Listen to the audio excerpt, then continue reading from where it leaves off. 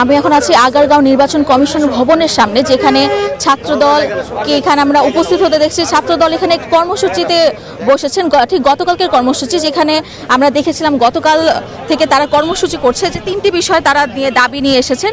এবং এই দাবিগুলোর মধ্যে যদি বলি, তারা হচ্ছে নির্বাচন কমিশনের পক্ষপাতিত্বটা নিয়ে জানিয়েছেন। এবং এখন আমাদের সামনে আছে ছাত্রদলের সাধারণ সম্পাদক, আমরা ওনার সাথে সরাসরি সম্প্রচারে আছে, আপনার সাথে কথা বলতে চাই। আমরা গতকাল নির্বাচন কমিশনের সিনিয়র সচিব জনাব আক্তার আহমেদের সাথে আমরা দেখা করেছি, একটি প্রতিনিধি দল। আমরা আমাদের যে উদ্বিগ্নের বিষয়গুলো, যে তিনটি অবস্থানকে সামনে রেখে বাংলাদেশ জাতীয়তাবাদী ছাত্রদল এখানে অবস্থান কর্মসূচি পালন করছে, সেগুলো আমরা ওনাদেরকে বলেছি। ওনারা আমাদেরকে বলেছে রাতে ওনাদের কমিশনের মিটিং রয়েছে, সেটা আমরা শুনছিলাম যে উনি বলছিলেন তাদের মিটিং এবং কি জানিয়েছেন এবং তারা কর্মসূচি অব্যাহত রাখবে।